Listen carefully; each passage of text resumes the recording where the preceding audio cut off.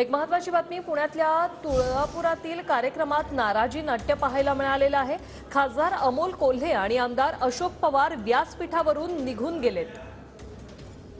तुम्ही उठलात नाही, खरं तर या कार्यक्रमाची एक शंभूभक्त म्हणून नक्कीच स्वागत आहे आणि त्यासाठी मी दादांचा आभार सुद्धा मानलेला आहे। परंतु ज्या पद्धतीनं हा कार्यक्रम राजकीयदृष्ट्या हायजॅक करण्याचा प्रयत्न झाला हे नक्कीच दुर्दैवी आहे। म्हणजे जाताना आपण बघितलं तर सगळे जे फ्लेक्स लागले होते यामध्ये छत्रपती संभाजी महाराजांच्या समाधी स्थळाच्या जीर्णोद्धाराचा कार्यक्रम आहे की एखादा राजकीय कार्यक्रम आहे असा संभ्रम यावा असे फ्लेक्स होते। म्हणजे फ्लेक्सवर जर सगळ्या नेत्यांचे फोटो असतील तर मला वाटतं छत्रपती संभाजी महाराज आम्हाला त्यापेक्षा वरचढ आहेत, त्यापेक्षा श्रेष्ठ आहेत। ज्या छत्रपती संभाजी महाराजांच्या समाधी स्थळाचा जीर्णोद्धाराचा भूमिपूजन आहे त्यांचा फ्लेक्सवरही फोटो नव्हता। त्यानंतर यामध्ये मला अनेकांनी विचारलं की त्या कोनशिलेवर स्थानिक लोकप्रतिनिधी म्हणून अशोक बापू पवार असतील, मी असतील, यांचंही कुठे नाव नव्हतं हेही मीडियाने विचारलं। परंतु आमची भावना ही आहे की यासाठी आम्ही सातत्यानं प्रयत्न केला आणि हा प्रयत्न केल्यानंतर त्याला यश आलेलं आहे।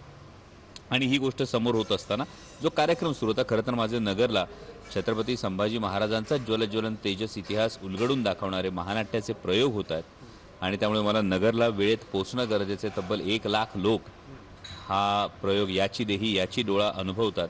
त्यामुळे मला असं वाटतं की कदाचित ज्यांनी कार्यक्रम आयोजित केला असेल त्यांचा असा गैरसमज झाला असेल की निधी दिला म्हणजे विकास होतो, निधी दिला तर इमारत उभी राहते।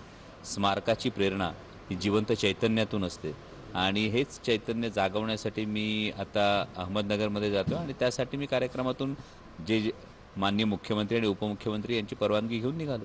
खरं तर कोनशिलेवर सुद्धा नाव नाही आहे आणि तुम्हाला ज्यावेळेस व्यासपीठावर बसवलं त्यावेळेस सुद्धा पाठीमागे बसवलं आहे, म्हणजे दुय्यम स्थान दिलं आहे। आणि त्याच पद्धतीने आपण जे पाहतो की लोकसभा निवडणुकीच्या पार्श्वभूमीवरती हा विकास कामांचे भूमिपूजन केलं आहे। नाही, मला वाटतं लोकसभा निवडणुकीच्या पार्श्वभूमीवर हे उद्घाटन केल्याबद्दल मी माननीय अजितदादांचं आणि माननीय मुख्यमंत्री महोदयांचं मनापासून आभार मानतो।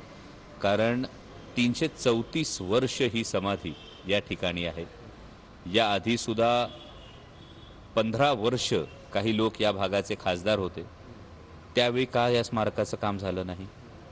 याआधीसुद्धा तब्बल 13.5 वर्ष आदरणीय दादा हे पुण्याचे पालकमंत्री होते, त्यावेळी का स्मारकाचं काम झालं नाही?